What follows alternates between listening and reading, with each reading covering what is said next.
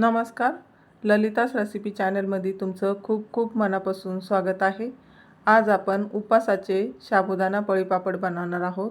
एकदम असे सोप्या पद्धतीनं इथं मी तुम्हाला बनवून दाखवणार आहे.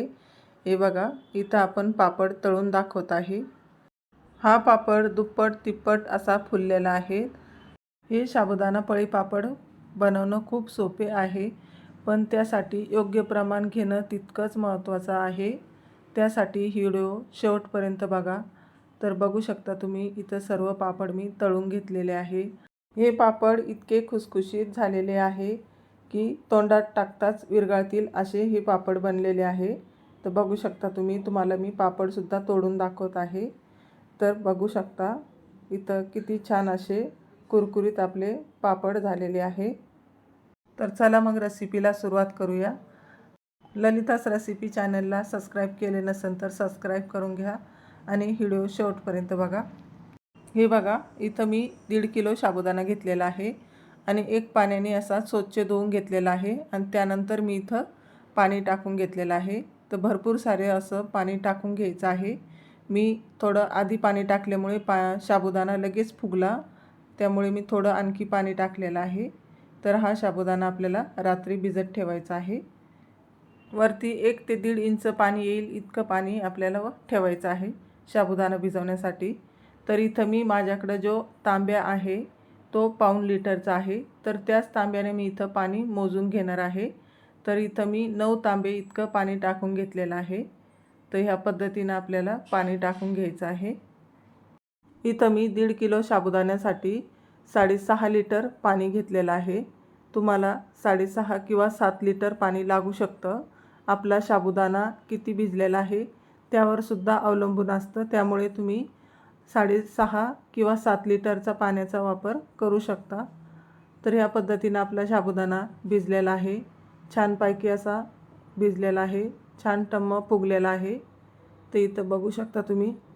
साबुदाणा आपल्याला असा मोकळा करून घ्यायचा आहे, म्हणजे पाण्यात टाकता वेळेस अशा गिठोळ्या झाल्या नाही पाहिजे. आपलं पाणी अजून गरम झालेलं आहे, उकळी आलेली नाही.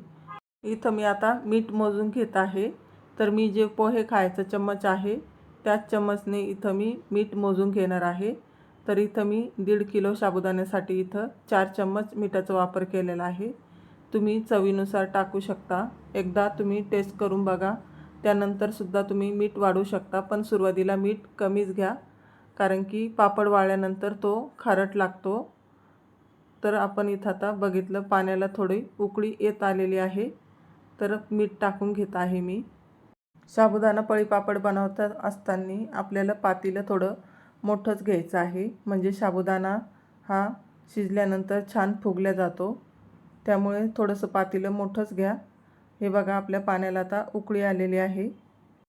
साबुदाणा टाकत असताना थोडं सावकाश टाका, कारण की पाणी अंगावर उडू शकतं. पाण्याला अशी उकळी आलेली असती, त्यामुळे थोडंसं हळूवर टाका.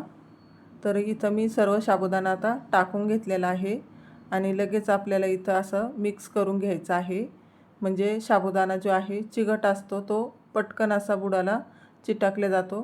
त्यामुळे आपल्याला हे असं मिक्स करीत राहायचं आहे. हे बघा, इथं आता साबुदाणा टाकल्यानंतर असं खूप सैलसर असतं आणि काही वेळातच आपला हा साबुदाणा फुगल्यानंतर बघू शकता असा घट्टसर झालेला आहे. तर मला आईसुद्धा मदत करत आहे मिक्स करण्यासाठी. इथं आपल्याला साबुदाणा 15 ते 20 मिनटं असा शिजून घ्यायचा आहे. छान शिजल्यानंतरच आपल्याला हे पळीपापड टाकायचे आहे, नाही तर मग आपले पळीपापड तुटू शकता. कधीकधी खूप सैलसर झाल्यावर सुद्धा आपले पळीपापड तुटतात, किंवा मग घट्टसर झाल्यावर साबुदाणा पळीपापड असे फुगत नाही आणि कडक होतात. त्यासाठी ह्याच पद्धतीनं तुम्हीसुद्धा पळीपापड बनवा. तुमचं जर पाण्याचं प्रमाण व्यवस्थित असेल तरच तुमचा पापड हा खुसखुशीत होईल. तर ह्याच पद्धतीनं तुम्हीसुद्धा एकदा नक्की ट्राय करून बघा. तर आपला साबुदाणा छान असा ट्रान्सपरंट झालेला आहे. छान एक उकळी येऊन द्यायची आहे, त्यानंतरच आपल्याला हे पळीपापड टाकून घ्यायचे आहे. तर इथं बघू शकता असा उकळी आल्यानंतर आणखी हा टम्म फुगलेला जातो. छान असं घट्टसर झालेलं आहे आपलं हे साबुदाण्याचं चीक. तर बघू शकता आता छान उकळी येत आहे. तर ह्याच पद्धतीनं आपल्याला हे साबुदाणा पळी पापडचा चिक शिजून घ्यायचा आहे। हे बघा इथं तुम्हाला दाखवत आहे। छान अशी उकळी येऊन द्यायची आहे आपल्याला। 4 ते 5 मिनिटं अशी उकळी आल्यानंतरच आपल्याला हे पापड टाकून घ्यायचे आहे। तर आपण हे पापड गच्चीवरच टाकून घेणार आहोत। तर तुम्ही फॅनच्या हवेखाली सुद्धा टाकू शकता, पण पापड चिरण्याची शक्यता असते, त्यामुळे उन्हात टाकलेले पापड खरंच खूप छान होतात। इथं मी आता गच्चीवर घेऊन आलेले आहे। तर ह्या पद्धतीनं मी आता पापड टाकून घेत आहे। आणि हे बघा गरम गरम असतानाच आपल्याला हे पापड टाकून घ्यायचं आहे, नाही तर मग काय होतं खूप जास्त वेळ आपले चिक ठेवल्यानंतर घट्टसर होतो, त्यामुळे आपले पापड टाकले जात नाही आणि कुठंतरी असे अधूनमधून चिरतात। तर इथं मी तेलाचा वापर नाही केलेला, अजिबात तेलाचा मी इथं वापर करत नाही पापड टाकण्यासाठी, कारण की आपले हे पापड वर्ष 2 वर्ष टिकतात। त्यासाठी तेलाचा वापर न करता हे पापड बनवलेले आहे। आणि तुम्हीसुद्धा असेच बनवू शकता, अजिबात हे पापड खाली चिटकत नाही।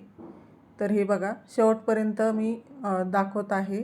तर आपला चिक जसा आहे तसाच आहे, तर असा खूप जास्त घट्टसर झालेला नाही आणि सैलसरही झालेला दिसत नाही। इथं मी सर्व पापड टाकून घेतलेले आहे।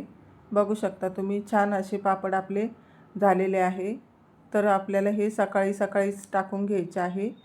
सकाळी पापड टाकल्यामुळे आपले दुपारी 1 ते 1:30 वाजेपर्यंत बघू शकता छान पापड आपला सुकलेला आहे, अजिबात हाताला वरती चिटकत नाही। आणि इथं मी असा पलटीसुद्धा करून घेत आहे। हे बघा छान पलटले जात आहे, तेलाचा न वापर करता हे पापड बघू शकता तुम्ही। हे पापड कुठंही चिटकलेले नाही आणि ओले असतानाच हे पापड पलटी करून घ्यायचे आहे। खूप जास्त वेळ ठेवल्यानंतर पापड उलटले जात नाही लवकर। तर हे बघा 2 दिवस पापड सुकल्यानंतर आपला पापड बघू शकता किती छान झालेला आहे। तर इथं मी तुम्हाला काही पापड तळून सुद्धा दाखवणार आहे। इथं मी तेल गरम करण्यासाठी ठेवलेलं आहे। बघू शकता इथं 1-2 तुकडे टाकून बघितलेले आहे, तर छानपैकी असे फुललेले आहे। तर इथं आपण पापड टाकून घेऊया। तर ह्या पद्धतीनं आपल्याला पापड तळून घ्यायचं आहे। छान तेल आपलं गरम होऊन द्यायचं आहे आणि मगच हा पापड आपल्याला तळून घ्यायचा आहे। छान असा दुप्पट तिप्पट आपला पापड फुललेला आहे, कुठेही आपले पापड चिरलेले दिसत नाही। आणि बघू शकता एकदम सोप्या पद्धतीनं हे पापड तुम्हाला मी बनवून दाखवलेले आहे। हे पापड वर्ष 2 वर्ष आरामशीर टिकतात, कारण की यामध्ये तेलाचा वापर न करता आपण हे पापड बनवलेले आहे। आणि लहान मुलंसुद्धा हे पापड खूप आवडीनं खातात, त्यासाठी ह्याच पद्धतीनं तुम्हीसुद्धा हे पापड नक्की बनवून पहा। व्हिडिओ आवडला असेल तर लाईक करा, चॅनलवर नवीन असाल तर सबस्क्राईब करा। पुन्हा अशाच नवीन नवीन रेसिपीसोबत पुन्हा भेटूया। व्हिडिओ शेवटपर्यंत बघितल्याबद्दल धन्यवाद।